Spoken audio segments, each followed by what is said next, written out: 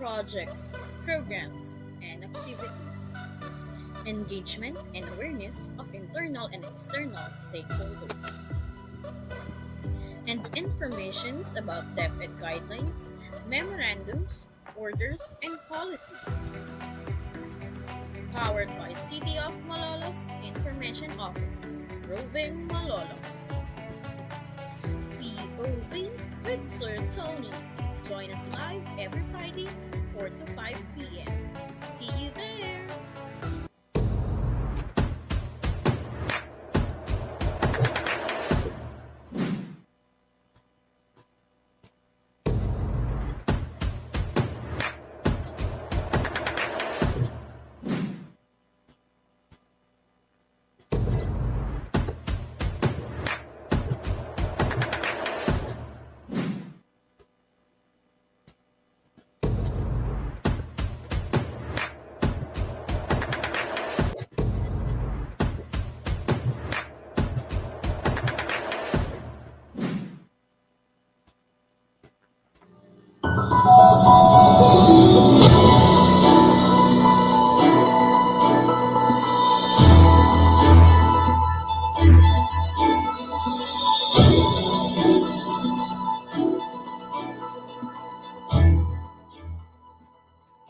Alright, guys, good afternoon. And the Philippine Standard Time is 4 o'clock and 8 minutes in the afternoon.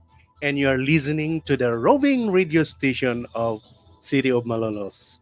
Okay, so this owned and operated by the city government through the City of Malolos Information Office with collaboration of the Department of Education City Division of Malolos with a weekly program Point of View with Sir Tony. Ayan po. So magandang hapon po sa lahat na nakikinig at nanonood sa ating programa tuwing Biyernes from 4 to 5 p.m. Ayan po. And napaka swerte natin ngayon dahil nagbabalik ang ating kung meron tayong mga OFW na mga balikbayan, meron din naman tayong nagbabalik na co-host. Ayan, sa hapong ito, huwag na nating patagalin. Tawagin na natin ang ating pinakamagandang co-host. Ito po ay 2019 Miss DepEd. Please welcome Miss Lawrence Caparas. Ayan. Yes, So, ma'am. good afternoon po, Sir Tony, and good afternoon to all our listeners and viewers po sa Point of View with Sir Tony. So, isang oras na naman po tayong magkakasama para sa isa na namang sulit na talakayan na kapupulutan ng impormasyon at inspirasyon tungkol sa larangan ng edukasyon. Edukasyon. Ayan. So, ako po si Ma'am Darine Ann R. Caparas mula sa Baraswain Memorial Integrated School. So, Sir Tony, it has been Yes. a challenging week for everyone. Yes. I hope that everyone is safe and sound. Makalipas po ang mga naging kalamidad na ating naranasan, no, Sir Tony? Bigla na lang buhos ng ulan, ano? Totoo po yan. Despite all the challenges, life must go on, no, Tama. Sir Tony? Tama nga, sa showbiz, pag talaga, show must go on kahit anong mangyari. Ayan po. Tama po yan. And we're very lucky and special ngayong araw dahil we are Na naman? celebrating. Yes po, Lucky Sir na naman Tony. tayo. We are celebrating the victory of the Schools Division of Malolos dahil tayo po ay nagwagi sa nakaraang National Schools Press Conference na ginanap sa Cagayan de Oro. Wow, ang galing talaga. Ayan. Ang galing talaga ng mga taga-Malolos. No? Tama po yan, sir. And we would like to take this opportunity to congratulate Aina Hope A.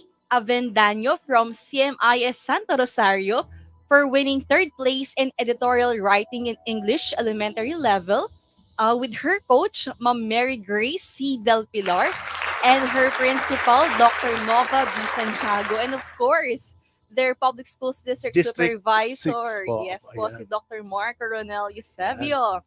And also, we have here our winner. Grabe, sobrang galing.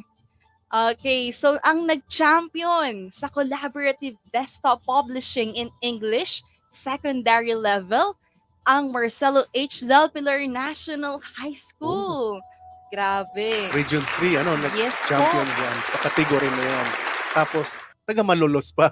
Yes po, Sir Tony. So, congratulations to the following students: Sandy G. Santiago, Isadora Gabriel Salazar, Shaina Ashley Faustino, Aini Jimiel Santiago, and Maria Andrea David, with their coach, Ma'am Maria Isabel Cruz, and their principal, Dr. Maria Victoria C. Vivo.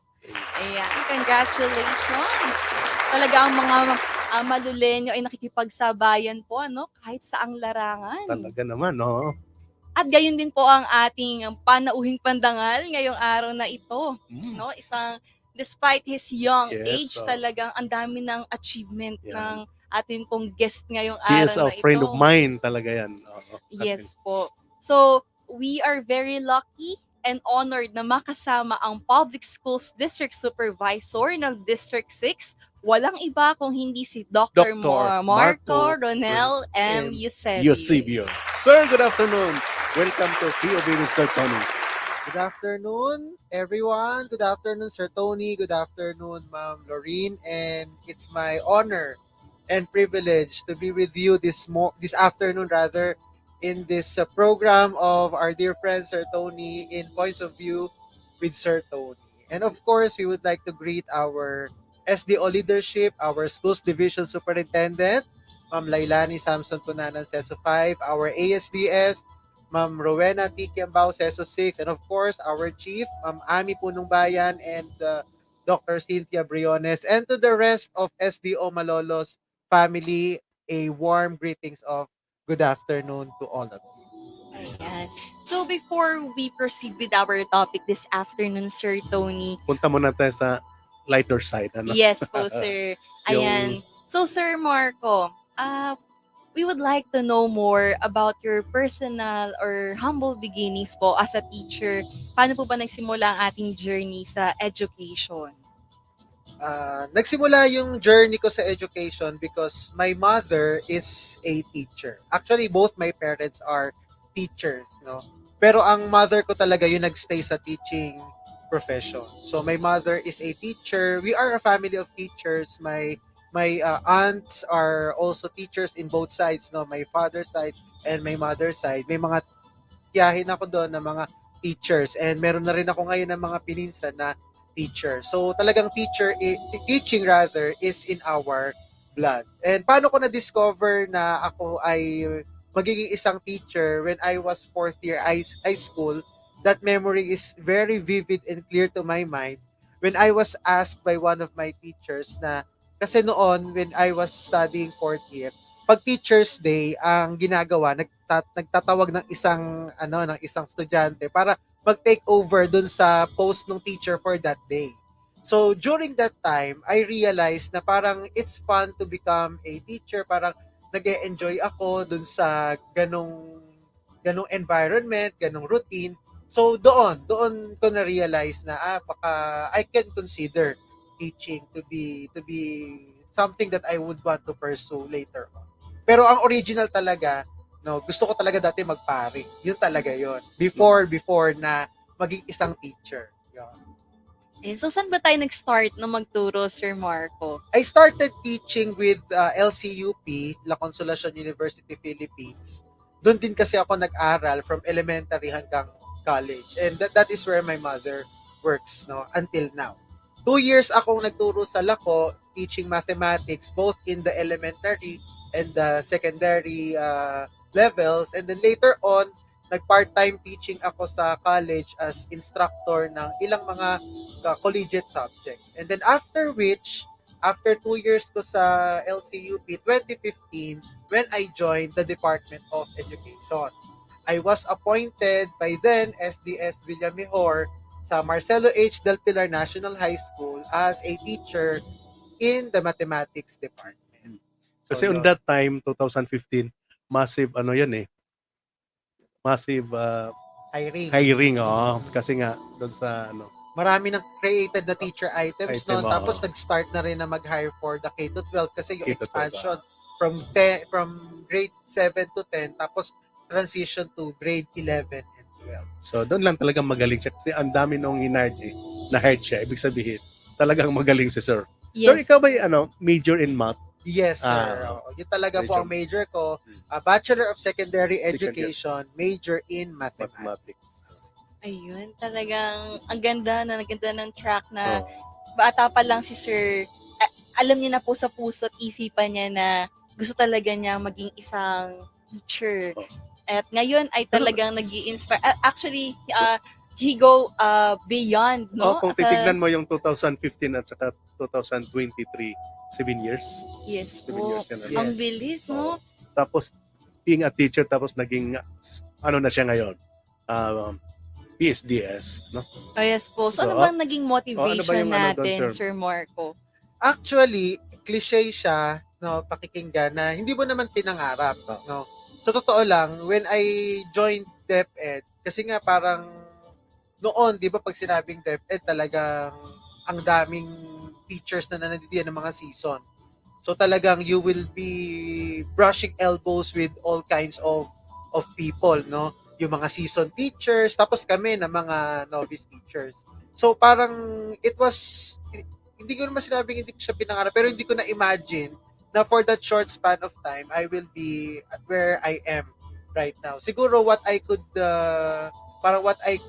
deduce from what happened is ginabayan talaga ako ni Lord, no? Parang the opportunity always parang opens its door for me, and then luckily I was there to grab that opportunity. Ang tawag doon, destiny talaga. Ayun. Like kung sinasabi, Sir Tony, if I just missed 1 year ng pagsalis or pag-join sa DepEd, baka siguro I will not be in my position right now. Yun. So talagang pati yung timing talaga yung pinakamalaking naging factor na when something or when a promotion or when an opportunity opens, parang prepared ako to go on. Kasi ako laging risk taker kasi ako eh. So kung sabi ko, makuha hindi, okay lang kasi wala namang mawawala. Pero mas mahirap yung regret ko na I did not try. Na Correct. parang at the back of my mind, paano kung sinubukan ko? Nakuha ko kaya? Or paano kung sinubukan ko? Nasaan kaya ako? And from his story, no, parang preparation is the key towards achieving your dreams and goals in life. Yan. At Yes. saka yung faith talaga po, ano? Ma'am na rin, Yes pointers po. mo yan. Uh, actually, is very active po, no, sa mga church activities. Kaya I could say na Saka isang factor talaga doon yung madasalin si Sir. yes po. Yun talaga ang ating Like guide. Alright, ayan. So, Sir Tony, so later on, no, babalikan natin yan. And let's move forward sa ating topic this Sa main afternoon. topic natin, ano? Yes po, no? So, there are two ways to address the challenges in education. It is by strengthening the school culture and at the same time, improving the system. That is why, pag-uusapan po natin ngayong araw na to ang National Learning Camp. Yan, Sir Tony. Kasi So, sa mga outsiders yung hindi talaga taga-DepEd, hindi yan sa kanila. yes po. Kasi sa atin nga, mismong taga-DepEd, medyo bago din. Hindi naman yan. Yes, and Yeah. it's timely and relevant since next week na po ito magsisimula. And to dig deeper about this topic, ay tatanungin po natin ang kasama natin si Sir Marco. Sir Marco, ano nga po ba ang ibig sabihin ng National Learning Camp? Okay. So, National Learning Camp, or what we know now as the NLC, no, is one of the programs of the Department of Education under what we call the National Learning Recovery Program. So, we deem, the Department of Education deems na as of this moment, no, kahit na we have already our students inside the classroom, we're still on recovery in the aftermath of the COVID-19 pandemic. So what the Department of Education did is they set a roadmap, no, which what we call now the National Learning Recovery Plan for the schools and the field offices to traverse. This is the roadmap that the whole of the Philippines will traverse as we go to the road to recovery. And this is clearly stated in the agenda of our Secretary VP Sara Duterte, the Matatag Agenda. no? Forming mga bansang makabata at batang makabansa. No? So the NLC or the National Learning Camp is a part of the bigger NLRP. So ito po ay isang preview pa lang, no, ng ibang mga programa pa na ilalatag sa atin ng Department of Education as we recover in the aftermath of the pandemic COVID-19. So as the term suggests, no, learning camp ito. So this is parang we are giving another package to what we will be offering for this school year. As the word camp suggests, no, pagka narinig natin yung camp, ang isipin agad ng mga bata, para it would be fun, it would be adventurous, it would be something that they would enjoy, no? The difference is, in this learning camp, no, hindi lang sila mag-e-enjoy, hindi lang sila magiging adventurous as they try to work on the various tasks and activities, but ultimately, what the experience that they will be getting out of this fun and enjoyment is the learning that they will be getting out of it. And this is our way to bridge the gap and make ends meet, no? In the aftermath of the COVID-19 pandemic, kasi medyo lumayo talaga tayo dun sa typical classroom scenario eh. So itong learning camp is one of the programs that we look into that would help us bridge the gap a little bit closer and closer until we were able to make both ends meet for our learners. Napakagandang programa po pala Mm. nito, no, Sir Tama. Tony? Pero sir, tanong ko lang kung ano yung focus niya dito sa yung learning areas. Lahat ba Okay. or meron lang? Yung learning camp is only focusing on the what we call the essential learning areas, no, or foundational learning areas, the ESM, the English, the science, and the math subjects. Okay. So, So, doon po talaga mm. yung focus natin kasi parang we want to go back to the essentialist thinking, di ba, yung 3 R's, 3 hours. reading, writing, and arithmetic. Arithmetic. Ayan. Yes po, sir. Tapos, And ito sir, is lahat or mayroon lang feeling dito? Okay. Ah. So the camp is voluntary. No, voluntary for both the learners and the teachers. So, but we of course we encourage, no, for both to participate, both the teachers and the learners, because the learning camp is a twofold process, that it does not only want for the learners to achieve better, but it wants also the teachers to be able to teach better by participating in what we call the National Learning Mhm. Camp. So, So, two-way siya, sir. sige. It will benefit both the learners And and the teachers as well. teachers. Ngayon, sir, kasi doon ito na ilagay sa time frame ng bakasyon ng mga teachers. Mhm, mhm. Siyempre, pag ako teachers, di ba, na yan, mindset ko is, doon sa time na yon meron akong pupuntahan ng gano'n. Ngayon, ito ba'y pwedeng tumangkin teachers or ano ba? Meron ba siyang Okay, Sir Tony, no. As the term suggests, it's voluntary. voluntary? Yes, voluntary. It's purely voluntary. No, however, of course, we would like to seize the opportunity, especially for those people. Syempre, sir, merong mga may luxury na Oo. ng resources to go on a vacation. Correct. But there are others naman din na talagang who would just be staying at home and doing their tasks in their respective homes. So, to make use and to maximize the time, no, not only for the learners but also for the teachers to gain something out of the vacation, no, for them to improve continuously, we are offering this program. And as I would like to reiterate once again that the program is purely voluntary, both on the part of the learner and of the teacher. Yes, ma'am. yes Ayan, ma'am. po. And at the same time, no, in line po with the National Learning Camp, ay inilansad din po ang National Reading Program na kumbaga ay nakalinya na po sa mga naging resulta ng nakaraang comprehensive rapid literacy assessment from kinder to grade 3. So ito po yung mga bata na nakita natin na kailangan pang i-address o i-develop ang kanilang mga reading skills, because as we all know that reading is the foundational skills to learning. That is why yung reading, no, ay tinutukan din po ng DepEd this learning camp. So, Sir Marco, paano po naging paghahanda ng SDO Malolos to orient the teachers, the administrators when it comes to the implementation of the National Learning Camp? Okay.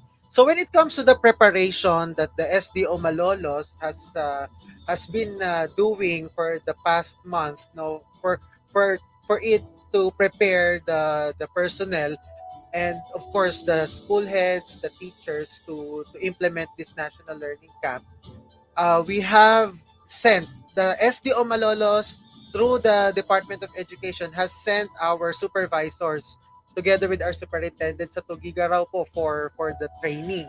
No, as they will be forming part of the chief trainers per learning area as they now try to cascade the training to the teachers a week before the end of school year rise or yung mas kilala na graduation, we have gathered our school heads together with their NLC coordinators and have oriented them as to what are preparation should they do and what should they expect as they try to implement the program. Last yesterday, okay, yesterday we have oriented the teachers who will now be participating and who will be teaching the students in the national learning camp. We have started to capacitate them yesterday online, and next week, no, July 27 to 28, we will be having an on-site capacity building program. Overnight po ito na capacity building program for them to be able to properly implement the NLC program in their respective schools. So talagang intensive yung naging preparation ng SDO Malolos just to ensure that the purpose of this program will not be defeated as we try to implement it in the level of the school. So para align talaga tayo dun sa vision ng DepEd, no, down to the division office, down to the school level. We have ensured that with these activities that we have done to prepare our schools for the implementation come Monday.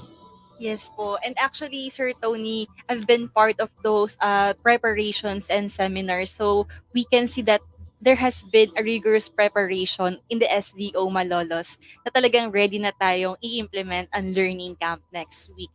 So Sir Tony, ngayon tanong naman po natin kay Sir Marco, what will be the resources given to our teachers and learners in this learning camp? Okay, so when it comes to the resources, no, the Department of Education, actually the central office, will be the one to provide us with the resources.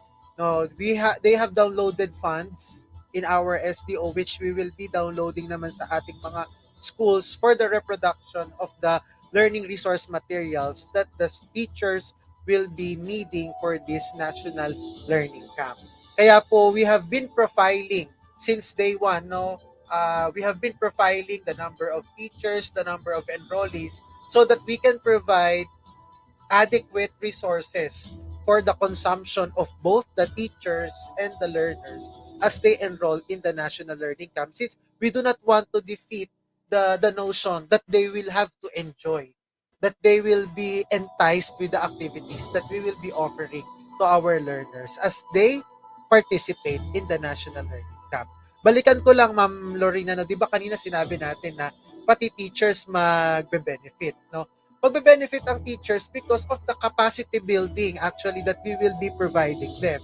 And it's very good to note that they will be the first one to receive the training. So yung ibang mga teachers that were not able to volunteer or that were not listed in the participants will not be getting the training that they will be getting out of this national learning camp. So yun palang edge na yun. Ako bilang teacher, no, I will be very happy because I will be one of those few.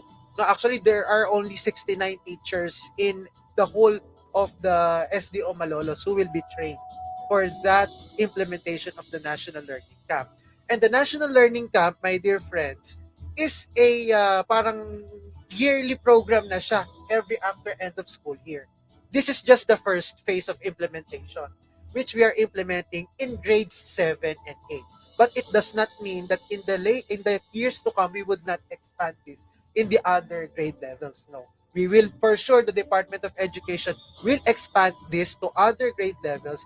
It's just that we started it from grades 7 and 8 as phase 1. Yes, ayan. So nakakatuwa marinig mula kay Sir Marco that there are a lot no of benefits po na matatanggap ng mga teachers. It is not just about kumbaga yung mga seminars, but at the same time talagang replicate nila yung new knowledge and understanding in a more enjoyable way. Kasi nga, Yes. di ba, camp yung ginamit po, Tama. ano? Pag nag-volunteer ka, makinabang ka rin. Kasi Yes. matuto ka sa capacity building na Yes, ibibigay ng exactly. DepEd. Ayan. And this is an innovative way to teach. Na we move from the conventional setup of the four-walled classroom. So yun, Sir Tony. Kaya kumbaga parang it's a new way na parang pwede rin palang matuto ng masaya ka. Kasi 'di ba parang laging may negative pagka yung classroom na parang isipin agad nila ay summer naman. Tapos Tapos yung nasa pa, classroom ako. classroom pa rin yung ano. Yun, Kaya yan yung natin na no, kumbaga parang this will be fun and Tama, this will be enjoyable. May twist siya na Yes, it para comes with a twist. maging masaya din yung mga bata mag-participate. Kaya yung parang yung conventional tsaka yung innovative Pinagsama. pinagsama natin, rolled into one. Mhm. Yan. So kudos po no sa Oo. lahat ng ating mga kasamahan po sa SDO Malolos, Mm. from the administrators to the teachers who accepted the challenge para ma-implement ng maganda ang learning camp po na ito, no? The passion and dedication is really there, na despite the vacation, they've chosen to be part of this innovation of Department of Education. Ayan. Exactly. Yes Yan. po, Sir Tony. So malaki talaga ang role din ng ating mga PSDS dito sa programang ito. And of course, the SDO leadership. Oo. Sir. O naman, Pati kayo din kasi you will be forming part of the monitoring monitoring. and evaluation of Tama. the program. So talagang buong-buo, holistic yung naging Mm. approach ng SDO Malolos, from the top management, our SDS, ASDS, tayo po sa division office, our supervisors, no, down to the level of the school heads and the school. Talagang nakita natin yung convergence and the effort to fully participate and make this program a successful one. Parang wala siyang tapon kasi doon sa explanation ni Sir, yung alignment ng from doon sa umbrella Yes. program hanggang dito sa Nakita talaga natin siya from the top hanggang sa alignment ilalim. siya. Hindi Kasi we masayang. share the same goal. Ah, No, yun ang maganda nung na-orient po natin kasi parang we have aligned also the vision of the people na parang hindi naman natin sila pinilit eh. We encourage them. They were encouraged because they were enlightened of what is the program all about. So parang dahil na i-share natin yung vision sa kanila, they also try to share the same vision na kaya sila sumama, not because they were obliged to or that they were forced to, but because we now share the same advocacy that we want to optimize and we want to maximize the vacation to help bridge the gap, no, in the learning, especially that we still are seeing students having hard time, no, talagang meron mga ganun pa rin na mga nahihirapan pa rin or hindi pa sila masyadong nakaka-recover from the aftermath of the COVID-19 pandemic. So this is a good way to battle it out. Yes. And actually, I agree po with Sir Marco, no, that the DepEd stayed true to its promise to deliver quality and accessible education when it comes to services and facilities.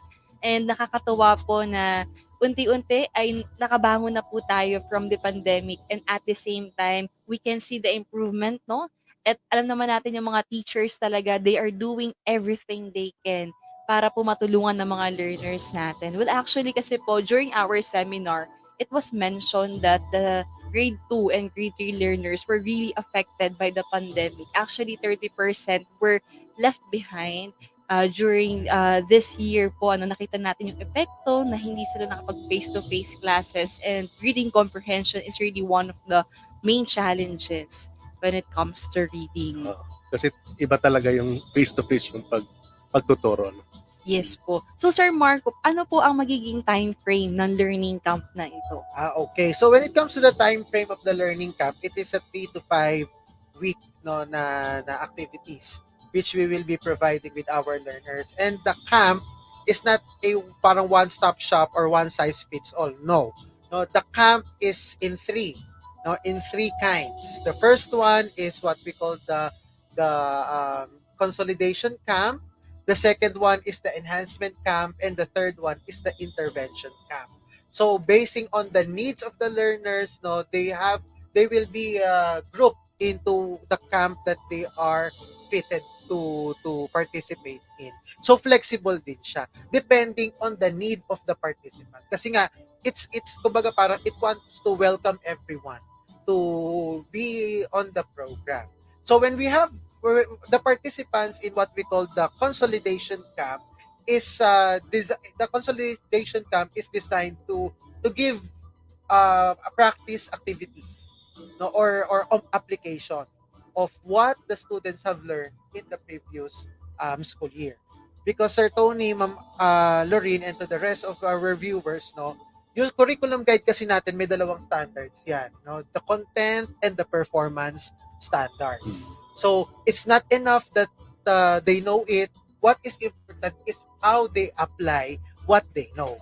And consolidation camp will try to give them set of activities that will help them apply or practice what they know in the real setting. No? The second one is what we call the enhancement camp. The enhancement camp is for those students naman na meron ng ability, have mastered the skills, no, and who wants to improve pa or to to bring their knowledge or competency a notch higher. So ito para do sa mga advanced students natin na gusto pang mas maging advanced or gusto pa na mas mapalawig yung kanilang kaalaman when it comes to English, math, and science. So iyon, we offer them what we call the enhancement camp. And then the last one is the intervention camp. This camp is for our learners who are having a hard time naman na mag-catch up dun sa mga lessons, no? Ito naman yung binibigay natin dun sa mga estudyante na gusto pang mahasa din yung kanilang kaalaman kasi they feel that they still lack the foundational skills of math, English, and science. Kaya gusto nila mag-participate para mas makapag-participate pa ako dun sa mga learning sessions namin, mas makapag-participate pa ako sa mga classroom engagement. No, ito yung program para sa kanila. But all these three camps, no, the consolidation, the enhancement, and the intervention camp would like our learners to be prepared as they come to school come school year 2023-2024.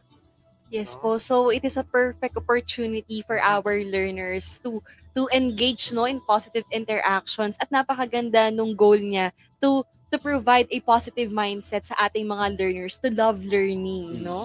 They will see it in a different perspective and at the same time experience. Ayan, Sir Tony. So, Yes. bumati muna po tayo sa Sige po. lahat ng ating mga Oo. viewers ngayong araw na ito. Okay po, ayan. So, let us check ang ating. Okay, wait po. Ayan, so bago yan, Sir Marco, baka may nais kang batiin. It is your time to greet. Okay, so thank you Ma'am Lorraine for giving me that opportunity. Gusto ko pong batiin of course ang ating minamahal na SDS, Ma'am Lani, ang ating ASDS, Ma'am Weng, ang ating mga chiefs, especially my beloved chief, Ma'am Ami Punong Bayan, Ma'am Cynthia Briones from SGOD, my fellow public schools district supervisors, my beloved education program supervisors, our school heads, teachers, our SDO personnel. Magandang hapon po sa inyong lahat. And of course, to my family, to my mother, Ma'am Divine, sa papa ko, si Sir Jay, sa kapatid ko, si Ate Larry, sa aming pamilya, sa Santo Rosario, sa Plaridel. And of course, to the love of my life, Mini, hello, if you're watching, Ayan. Si Mini, I'm ma'am. here. Ayan, talaga napakamakulay ng buhay ni Sir Oo. Marco po, ano? Ayan, so let us all greet po ang ating mga viewers. Sending hearts po si Mr. Christian Fernandez. Hello po. And also we have here Ma'am Ana Espino Sarmiento. and watching from Saudi. Wow, grabe, Mm, international na tayo, Sir international. Tony, ha? Hi po kay Ma'am Fel Med. Ayan, thank you for watching. And also, we have here Sir Jep Labao. Ayan, hello po. And, ayan, sige po. So, also, I would like to greet my family po who are watching right now. My mom, dad, to my Ate Laris, and Kuya Lawrence po. And to all my co-teachers po sa Baraswing Memorial Integrated School, headed by, of course, our PSDS in District 1, Dr. Benilda B. Agustin, and my beloved principal, Ma'am Maria Teresa C. Manalo. Ayan. So, hello po sa inyo. Yes, good afternoon, Ma'am Tess. Sir Tony, yung Oh, kapatid ni Lorraine, kaklase ko. yes. Si Lorraine, ang aming beauty queen. Ayun. Opo. Kaya pala. 2019, Miss Dipit naman si Ma'am Oo. Lorraine. Ayan. Sir It Tony, runs in the blood. how about you, sir? Sige. Would you like to greet Yung your aking family? wife, Kit Wilson, nasa ano siya ngayon? Hospital sa MCU. Pagaling ka. Ayan. Pero pumasok ka pa din. Oh. Katapos dito, Napaka-dedicated. puntahan na kita. Wow. Wait for me there, sabi ni Sir Oo. Tony. Yes po. Ayan. Oo. So, Sir Marco, tanong naman po namin ay, ano ba yung mga naging challenges na na-encounter natin this school year when it comes to the overall, naging ano po natin sa education when it comes to the knowledge, content, and even the extracurricular activities, at paano na overcome ng SDO Malolos yun? Okay. So, this is just from my point of view, of course, and from the experience. Kasi, syempre, I'm limited to what happened in, or to what I was able to see in my district, no? Siguro, number one is that talagang ngayon, nakita natin, na-unfold sa atin, or na-unearth natin, yung mga problems ng na, na, na highlight noong pandemic period when we had the distance education, no, that the students are apart from the teachers as they try to indulge in the different learning activities na they were taught through the use of the modules, na yung essence ng assessment at feedback mechanism, and how important it is to make the totality of the classroom experience a holistic one. Nakita natin yun ngayon, na talagang it's very important that as teachers, no, we will be able to assess, to give proper assessment and feedback, no, so that the learners know where they are and how are they supposed to move forward if there are things that they still need to learn, or how are they supposed to use naman the knowledge that they have if they are already, kumbaga, proficient in what they do. Now, the second is, we were able to see talaga the problems in reading. No?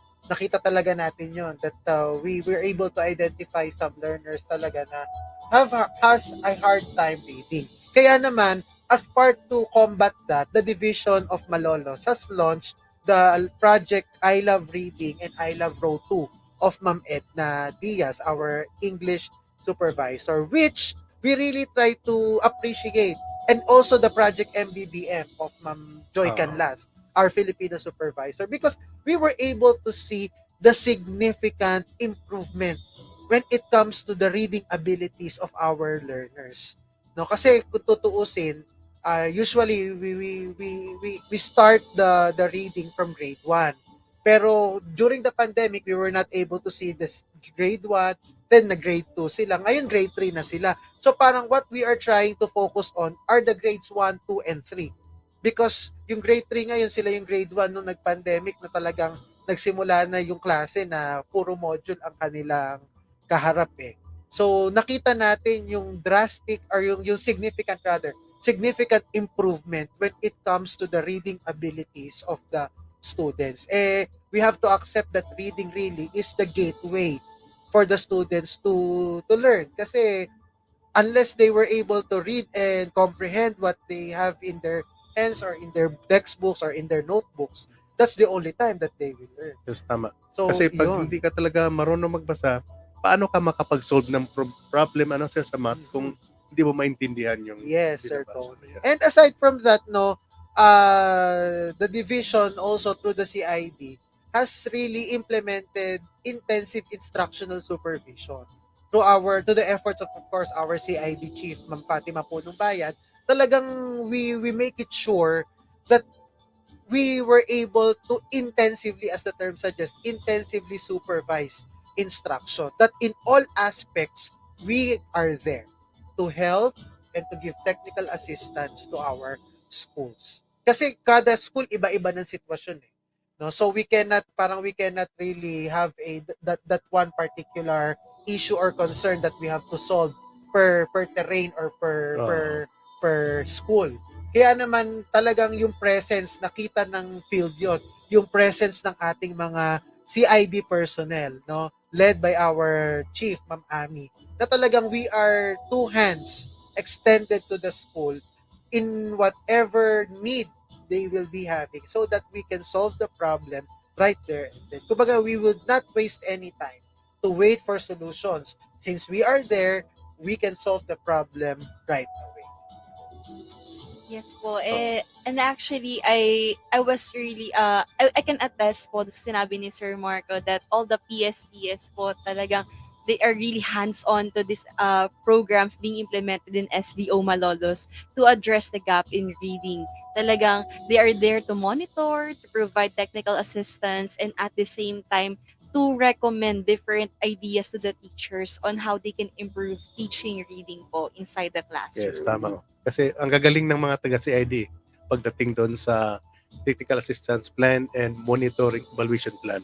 Ang galing nila. And of course, no, Sir Tony and Ma'am Lorraine, we cannot discount the competency of our dear school heads. Yes. No, because at the end of the day, our suggestions, kumbaga, our assistance will not come to fruition. It will not come to life. Yes. No, if our school heads are not there to really give their 100% or their level best to implement the things or the Tama. programs Oo, kasi- of the division. Tama. Yung input kasi nanggagaling sa schools. Mhm.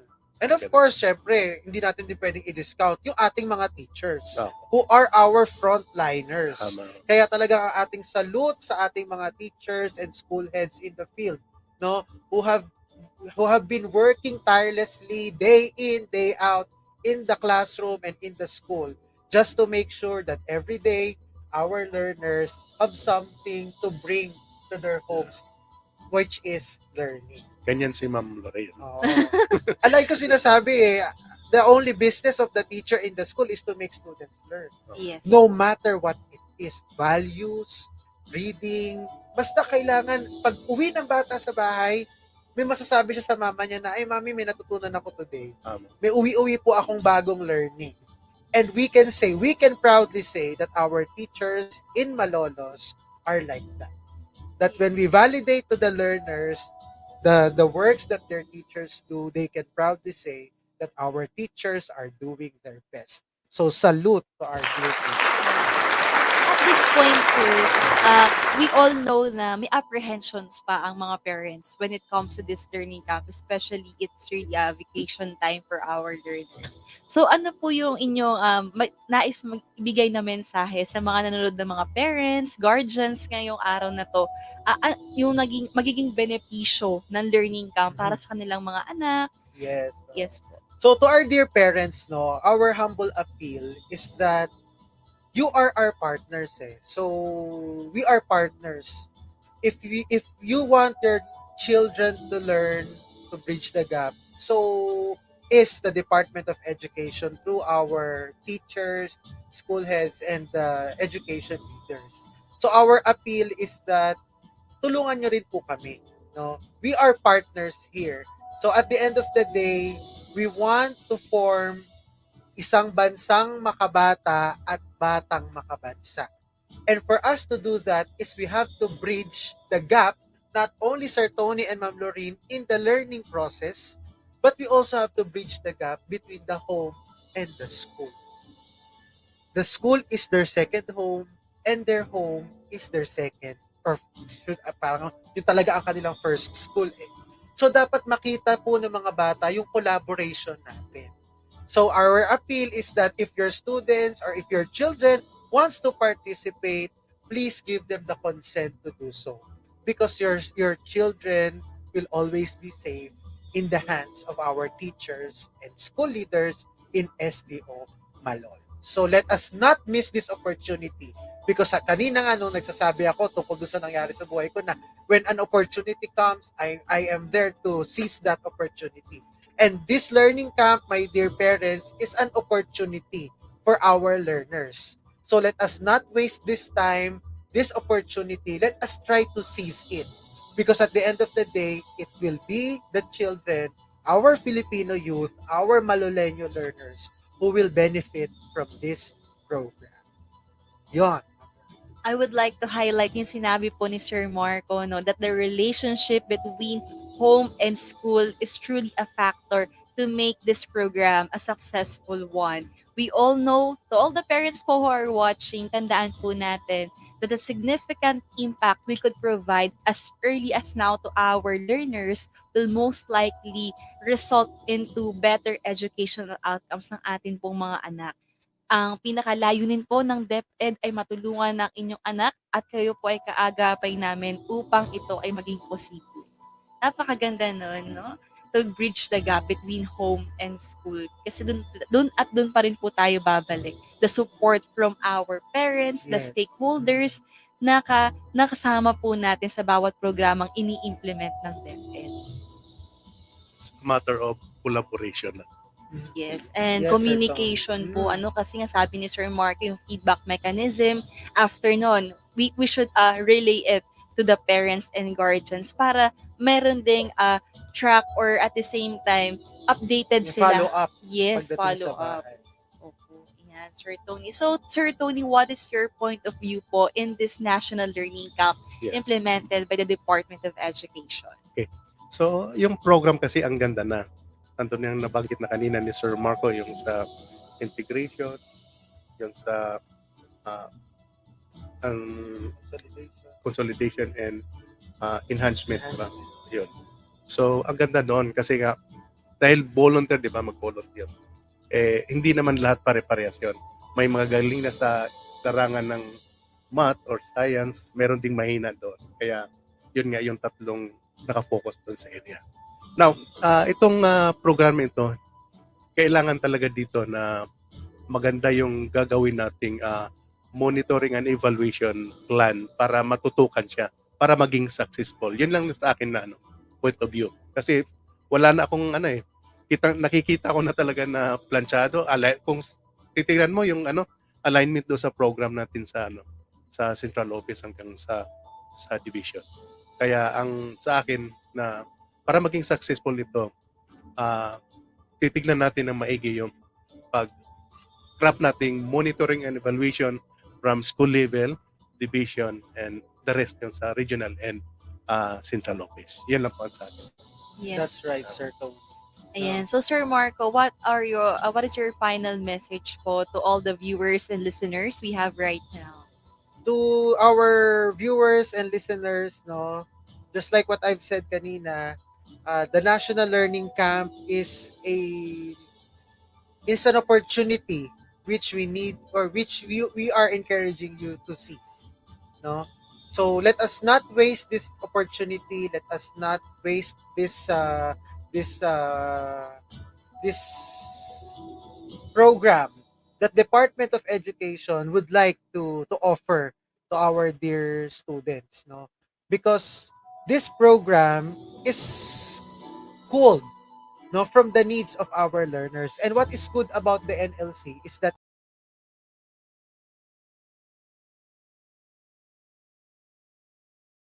kaya kanina meron silang option, no? It's very flexible for our learners. So to our dear teachers early on and our dear principals, school heads, we would like to thank you for the effort that you will be exerting for all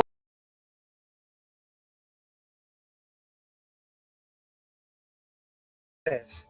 For our learners, we would like you to feel and we would like you to know that we will be doing the extra mile. We will be conquering uncharted waters just like this NLC, just to make learning happen to you. And to our dear education leaders, we want to assure you that we are behind your back supporting you to all the programs and projects that you will be implementing for the sake of our Filipino youth, for the sake of our Malulenyo learners. Yan. Grabe, No? no? Galing. Tago sa puso yung Ah. mensahe po ni Sir Marco ngayong Yan ang araw. siswi passer. Talaga. Ang galing, ano? Tsaka nakikita po natin sa kanya yung transformation ng leadership. No? Oo. Talaga pong na-embody niya at the same time na ipapakita niya sa lahat ng mga nakakasama niya, hindi lamang sa opisina, Thank you. gayon din sa mga teachers na kasama niya po sa kanyang distrito. Talagang pag narinig mo, Sir Marco, Kaya, masasabi nilang hands-on yan. Tama, kasi nga, Talaga. halos lahat kasi nadaanan niya. Yes. Pagiging teachers, pagiging Department master head, teacher, department head, tapos school head. head. Oh. Napakaganda po naging track and journey niyo po. And I hope na sa mga aspiring leaders natin someday. Malayo pang mararating ni Sir yan. In Opo. God's grace. Si Bata And of course, through the prayers of everyone. yeah. Sa susunod na invitation po natin kay Sir Marco, gusto nating malaman ng mga best practices naman niya when it comes to program implementation. Yes, Yan, invite- parang ang ganda. I-invite natin ulit siya sa other naman Yes. topic. Ayan. It would be my pleasure Yes and po. honor to have to indulge with your invitation in the near future. Tsaka makikita natin kay Sir Marco na kapag po talaga there's a good governance and leadership being implemented in your respective district or even sa division, talagang may smooth sailing ng mga nagiging projects despite all the challenges and hardships. Lahat ay nalalagpasan ng sama-sama through communication and collaboration. So yung aking takeaway this afternoon, yung edukasyon po ay kaagapay natin tungo sa kaalaman at kasanayan ng ating mga mag-aaral, ng mga kabataan. At ang tanging hiling po namin ay patuloy po yung maigting na komunikasyon sa lahat ng ating mga magulang, gayon din sa mga stakeholders upang mapagtagumpayan po natin yung learning gap na na-experience natin at nakita po natin ngayon. At sigurado po, saludo po kami sa lahat ng mga guro at sa lahat ng administrators na patuloy pong nagpaplano at gayon din po ay nag-i-implement sa makakabuti sa ating mga kabataang malulit. Ayan, maraming salamat po, Sir Toad. Yes. So, taas puso po ako nagpapasalamat sa ating guest for this episode, Sir Marco. And My so pleasure. And so with our co-host, si Ma'am Lorraine. Thank you po, sir. Maraming salamat sa mga ating viewers po na sinamahan mo kami ng isang oras. Hanggang sa susunod po, samahan nyo kami sa aming programang Point of View with Sir Tony every Friday from 4 to 5 p.m. God bless po sa lahat. Stay safe, everyone, and God bless us. Happy weekend! Happy weekend!